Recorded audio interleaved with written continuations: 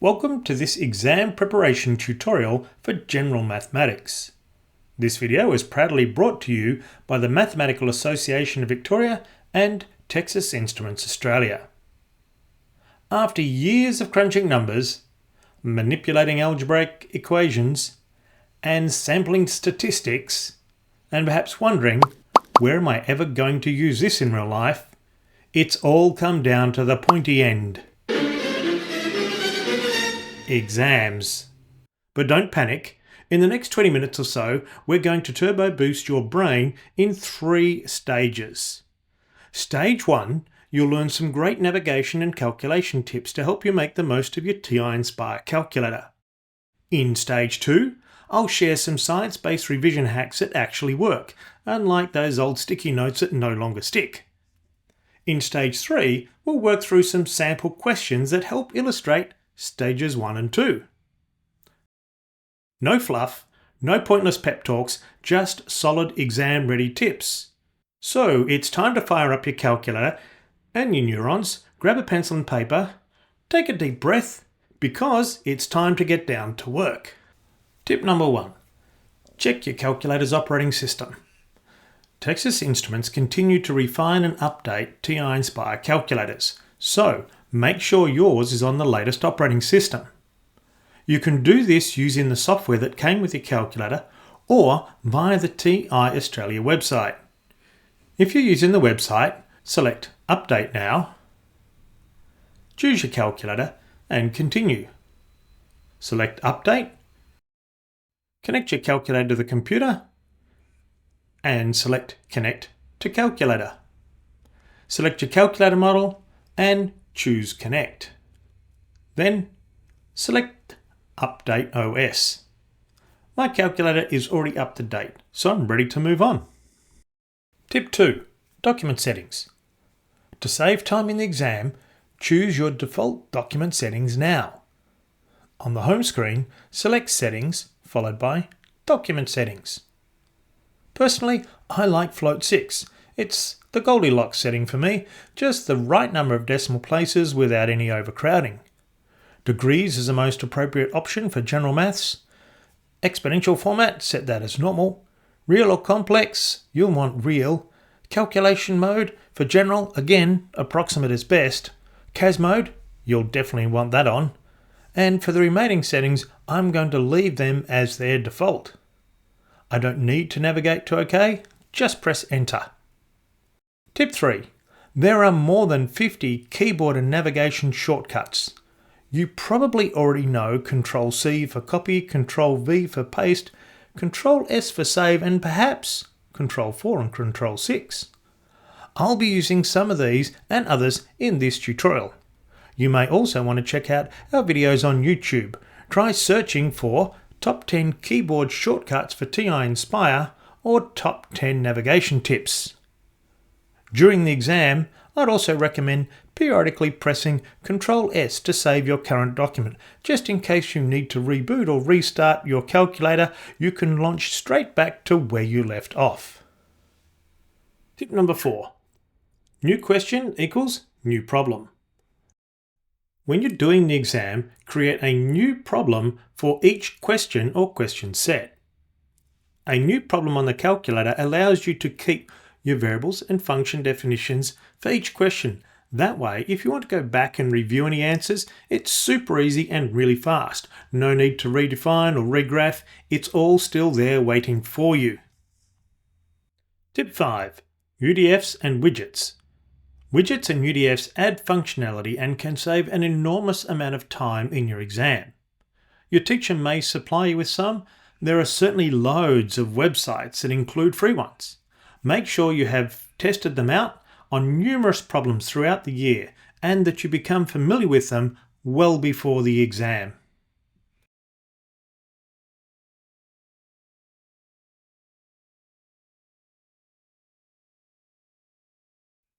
There are loads more tips, instructions, sample questions, solutions in the student section of the TI Australia website and on our YouTube channel.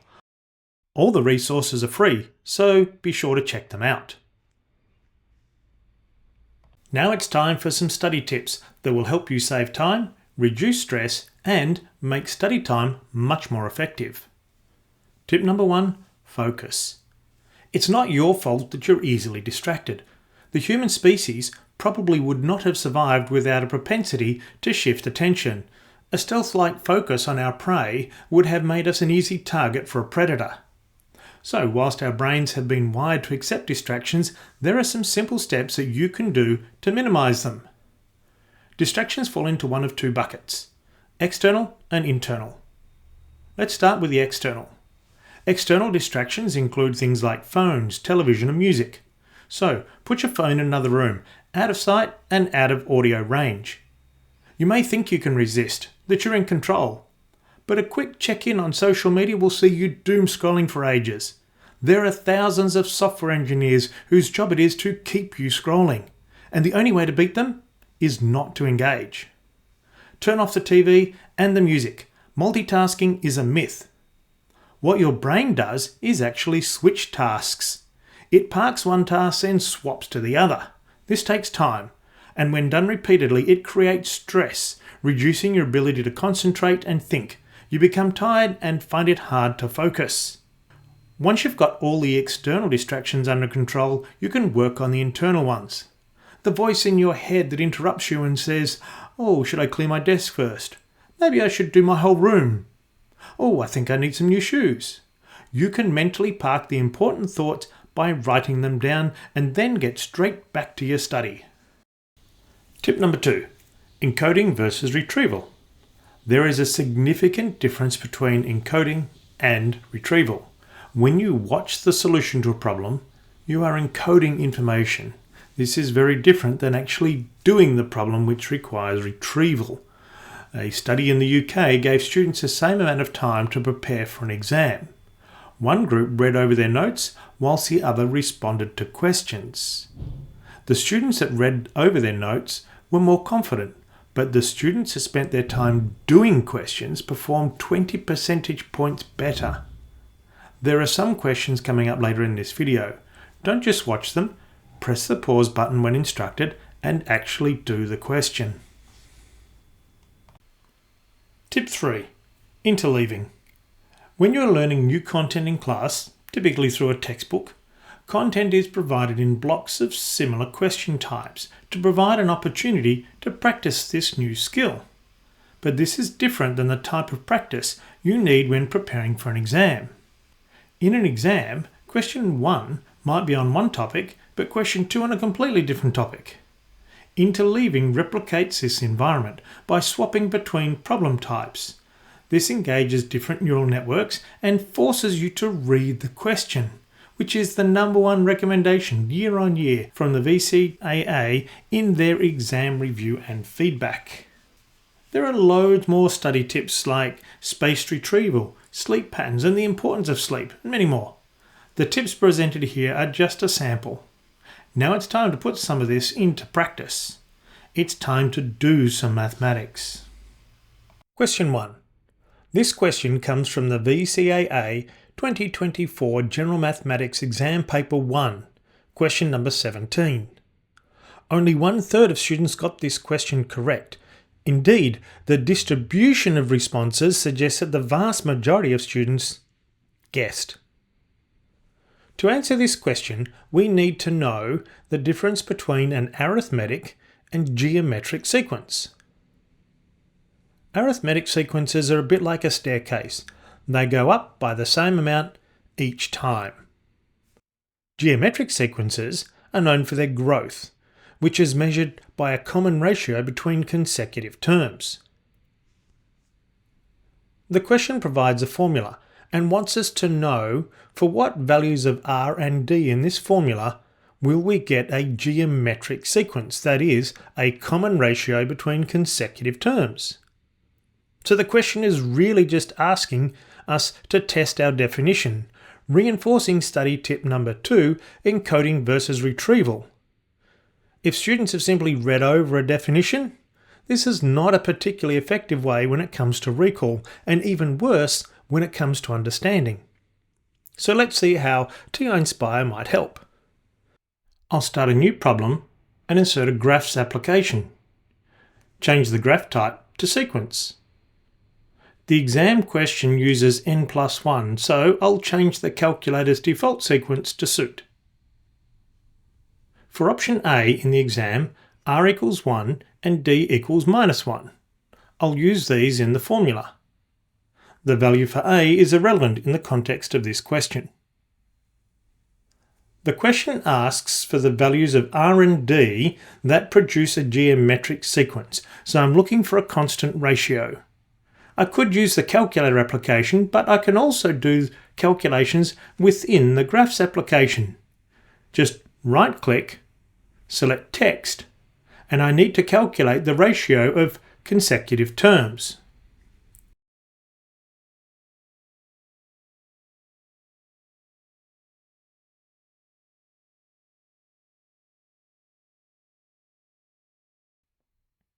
To see the result of these calculations, right-click on the text and select Calculate. These values are live, so they will update with any changes. So I can go back to the equation and change the values of r and d. For option B in the question, r equals 1 and d equals 1. The ratios are not the same.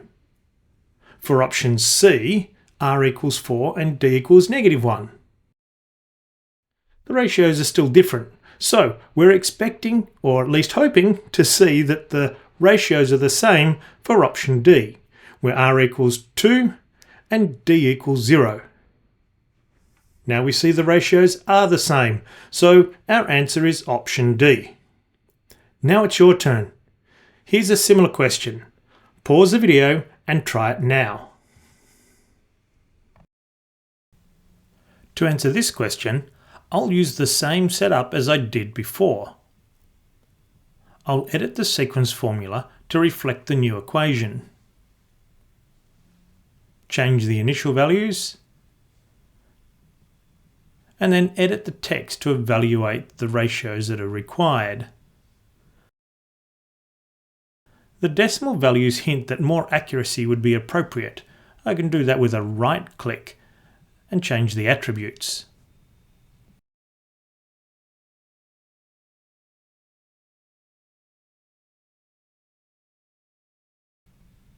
Finally, since the question specifically asks for the 8th, 9th and 10th term, I'll evaluate these separately in the calculator application.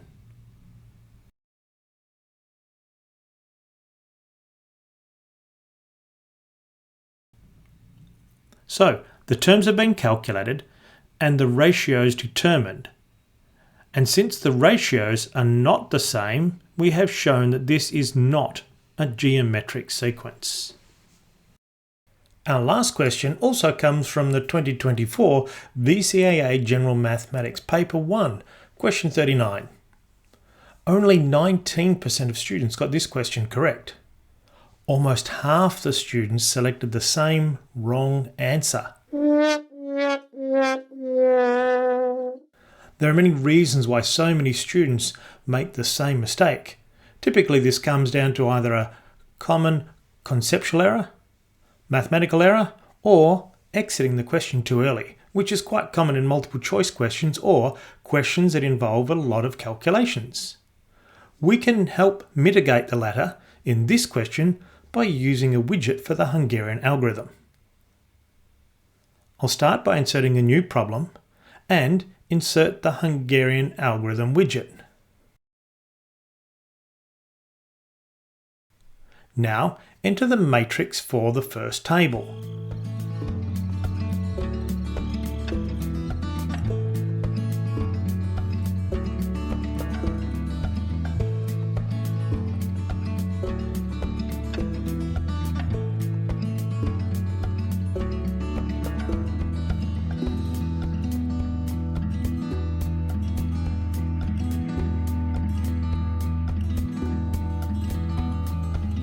Store the matrix in M. Now run the Hungarian algorithm for matrix M.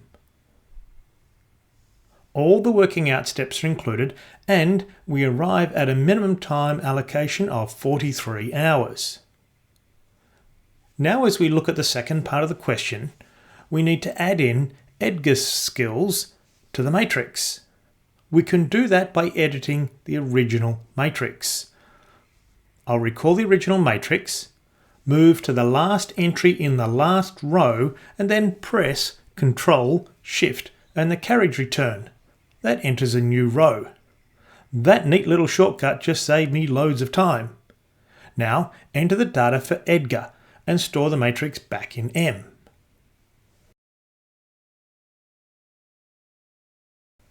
Now run the Hungarian algorithm for this new matrix. Now we see a minimum time allocation of 39 hours, which is 4 hours better than what the previous minimum was. So the answer is option D. If you would like a copy of this widget, you can download it from the Texas Instruments Australia website or ask your teacher. If you'd like to know more about the Hungarian algorithm and how to use this widget, jump into YouTube and search for TI-nspire Hungarian algorithm, where you will see the Hungarian algorithm being applied to solve a rideshare allocation problem. That's all for this tutorial. If you'd like to see more of these types of questions and tips, be sure to head to the Texas Instruments Australia website. Check in on the student section for loads of free support videos and questions. Thanks for watching.